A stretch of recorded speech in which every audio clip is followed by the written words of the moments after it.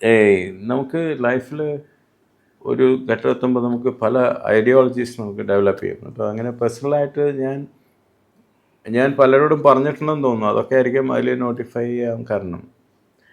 എൻ്റെ ഇപ്പോഴും എന്നുമുള്ള ഒരു ദുഃഖമാണ് ഒരു നമ്മളെ സ്വയം പ്രൊജക്റ്റ് ചെയ്യുമല്ലോ, ഞാൻ ഇത്ര നന്മയുള്ളവനാണെന്ന് നമുക്ക് വിശ്വസിക്കാൻ നമുക്ക് താല്പര്യമുണ്ടാവും.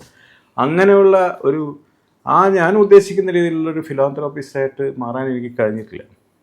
കാരണം എൻ്റെ ഈ വേൾഡ്ലി ആയിട്ടുള്ള ബാക്കിയുള്ള കാര്യങ്ങൾ എന്നെ അതിൽ നിന്നും ഇതുണ്ട്. കാരണം നമ്മുടെ സൊസൈറ്റി ഉണ്ടാവും, ഫാമിലി ഉണ്ടാവും, ഫ്രണ്ട്സ് ഉണ്ടാവും, പല കാരണങ്ങൾ കൊണ്ടും പിന്നെ നമ്മുടെ തന്നെ ആയിട്ടുള്ള ചിന്തകളുടെ പ്രശ്നങ്ങളും കൊണ്ടും മാറിയിട്ടുണ്ട്. അതായിരിക്കാം ഫിലോന്ത്രോപ്പിസ്റ്റുമായിട്ട്. പക്ഷേ എന്നാൽ കഴിയുന്ന സഹായങ്ങളും എല്ലാം അങ്ങനത്തെ അതുപോലുള്ള എല്ലാ കാര്യങ്ങളും ഞാൻ ചെയ്യാൻ ശ്രമിക്കാറുണ്ട്. എൻ്റെ പരമാവധി ശ്രമിക്കാറുണ്ട്. ചിലപ്പോൾ കഴിയാതെ വരും, ചിലപ്പോൾ സക്സസ്ഫുൾ ആവും.